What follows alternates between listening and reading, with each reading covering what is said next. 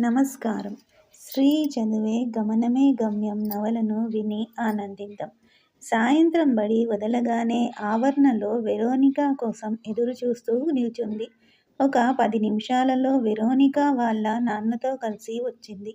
Veronica తండ్రిని చూసి శారద ఎలాగో అయిపోయింది. ఆ అమ్మాయి తన ఊళ్ళో మాలపల్లె మనుషులను చూసింది. వెరోనిక తండ్రి అలాగే ఉన్నాడు. ఊళ్ళో అలాంటి బీదవారిని చూస్తే రాని దుఃఖం అతను వెరోనిక తండ్రి అంటే ఎందుకు కలిగిందో శారదకు తెలియదు. కానీ కలిగింది. వెరోనిక దగ్గరకు వెళ్తే ఆయన శారదకు దూరంగా జరిగాడు.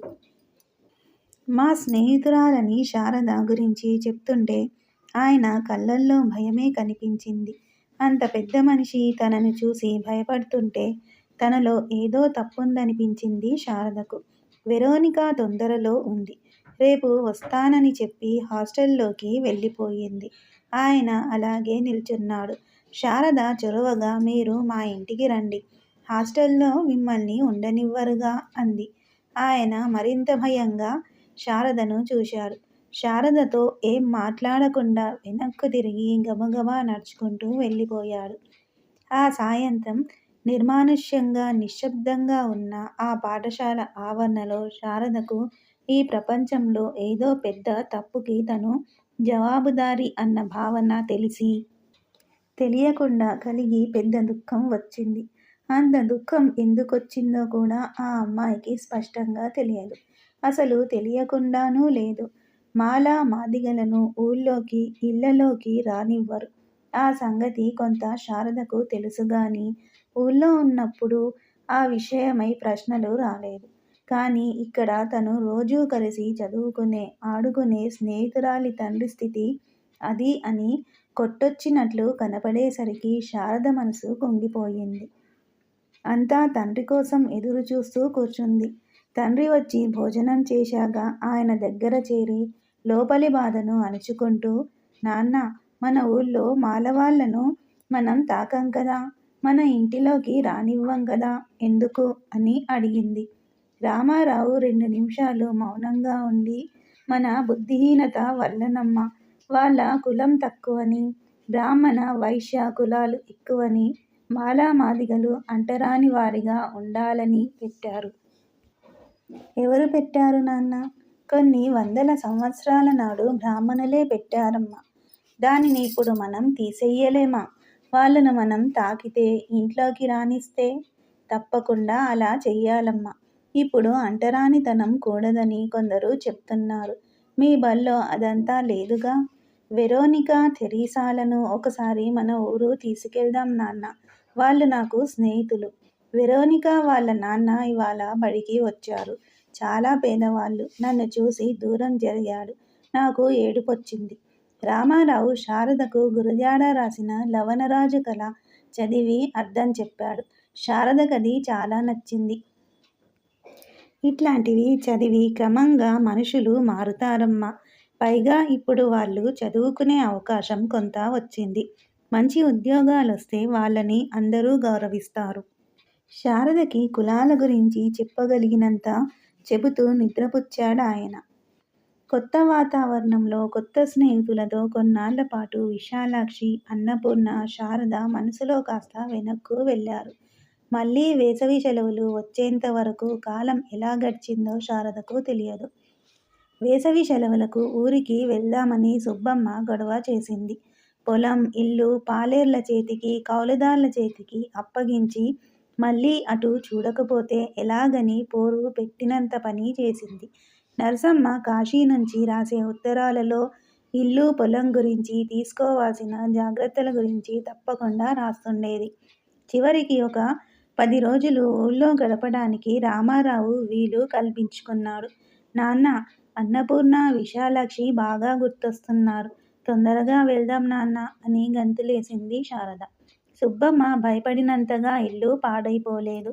వీళ్ళొస్తున్నారని తెలిసి ఆ ఇంట్లో సగభాగంలో ఉంటున్న పురోహితుడి భార్య ఆ ఇల్లంతా దులిపించి కడిగించింది. ఊళ్ళో బంధువులు 2 రోజుల పాటు తమ ఇళ్లల్లో భోజనాలు ఏర్పాటు చేశారు. ఈ లోపల సుబ్బమ్మ వంట ఏర్పాట్లు చేసుకుంది.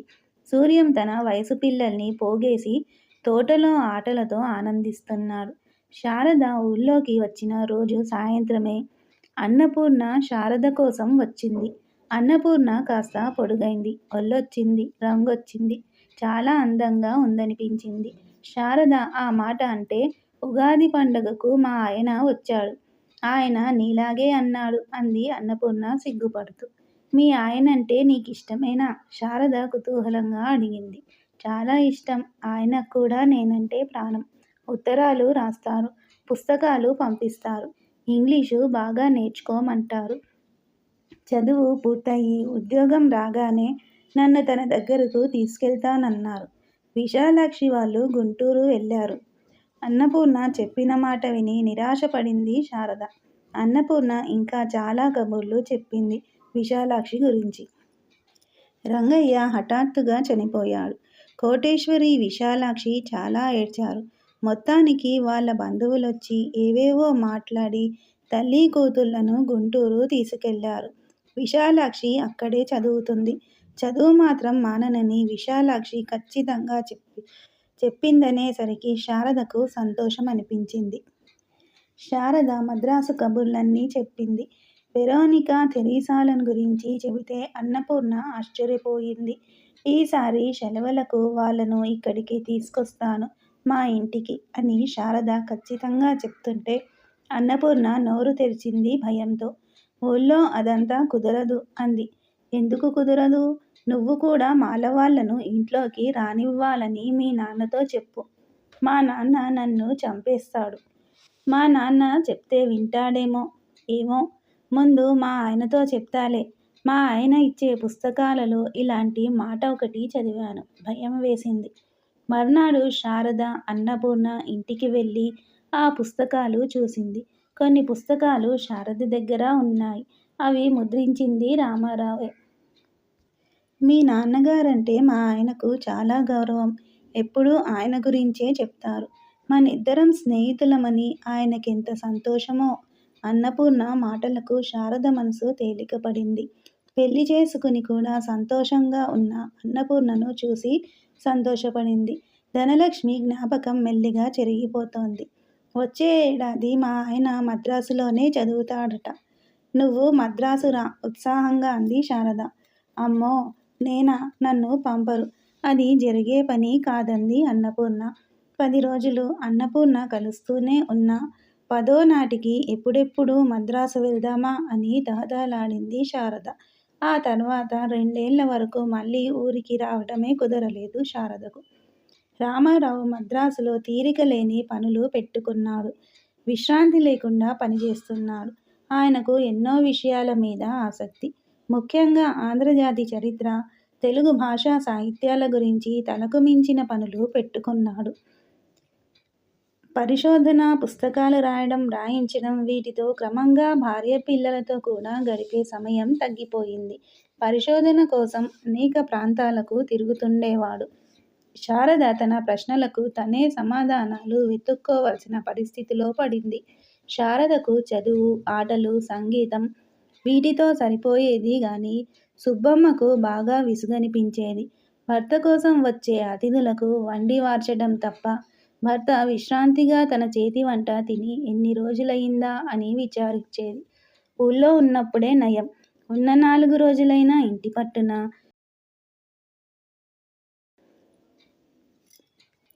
కంటికెదురుగా ఉండేవారు. ఇప్పుడు మద్రాసులో అందరం ఉంటున్నామన్న పేరే గాని మీరు ఇంటి పట్టున ఉండే రోజులు తగ్గిపోతున్నాయి. ఉన్న రోజుల్లో అతిథులతో పాటే భోజనం, మాటలు. రాత్రి నేను నిద్రపోయే వరకు మీ వాదాలు తెగవు. రాత్రి 2 గంటల వరకు చదువుతూనే ఉంటారు. మీ ఆరోగ్యం ఏం కాను అని సమయం దొరికినప్పుడల్లా మొత్తుకునేది. చేయవలసిన పనులు చాలా ఉన్నాయి సుబ్బు. ఒక జీవితకాలం సరిపోయేలా లేదు. మీరు 10 మంది పెట్టుగా పని చేస్తున్నారు. 10 జీవితకాలాల పని ఒక జీవితకాలంలో చేస్తే ఏమవుతుంది? నా సంగతి సరే. శారద చదువు సంగతన్నా పట్టించుకోరా? శారద బంగారు తల్లి. దాని చదువు అది చదువుకుంటుంది. పైగా మేం మాట్లాడుకునే మాటలన్నీ విని అర్థం చేసుకుంటుంది. శారద గురించి బెంగపడకు. సూర్యం సంగతేమిటి? వాడికొక దారిలో పెట్టరా? వాడికొక దారి ఏర్పడింది సుబ్బు. అక్కంటే వాడికి ప్రాణం. సూర్యం అంటే శారదకు ప్రాణం. అక్క అడుగుజాడల్లో నడుస్తాడు. శారదలాగే చదువుకుంటాడు. నాకు సూర్యం గురించి బెంగే లేదు. వాడికి శారద అండగా ఉంటుంది. అత్తయ్యగారు పొలం గురించి రాసిన ఉత్తరం చదివారా? చదివాను. అమ్మకు ఆ మమకారం ఇంకా పోలేదు. కాశీ వెళ్ళినా పొలం సంగతులే. తల్లి గుర్తొచ్చి రామారావు ముఖం దిగులుగా మారింది. ఆవిడ ఒక్కత్తి అక్కడ నెగ్గుకు వస్తోంది. అక్కడ అందరికీ తల్లో నాలుకలా ఉంటున్నదని సర్వేశ్వర శర్మ చెప్పారు. ఆవిడ సమర్థతే వేరు. సుబ్బమ్మకు కూడా అత్తగారు గుర్తొచ్చి చాలా బెంగ అనిపించింది. నా సామర్థ్యం వేరు, నా ఆసక్తులు వేరు. నన్ను అర్థం చేసుకుని వదిలేయ్ సుబ్బూ. పనులు ఎన్నో ఉన్నాయి. సమయం చాలకుండా ఉంది. నిజంగానే సమయం ఎలా గడిచిందో తెలియకుండా సంవత్సరాలు గడిచాయి. ఇన్నేళ్లలో ఆ కుటుంబం మళ్ళీ సొంత ఊరు వెళ్ళలేదు. శారద అన్నపూర్ణకు అప్పుడప్పుడు ఉత్తరాలు రాస్తోంది. విశాలాక్షి కబుర్లు అన్నపూర్ణ వల్ల కొన్ని తెలుస్తున్నాయి. విశాలాక్షి కూడా హైస్కూలు చదువు పూర్తి చేసిందని తెలిసింది.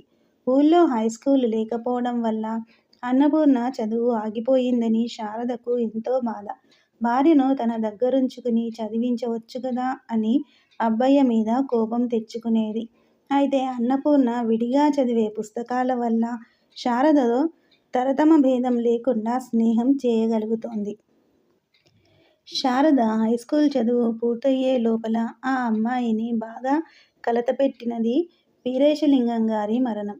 రామారావు గారింట్లోనే తరచూ వీరేశలింగం గారు బస చేయడంతో శారదకు మద్రాసు వచ్చినప్పటి నుంచి ఆయనతో అనుబంధం పెరిగింది.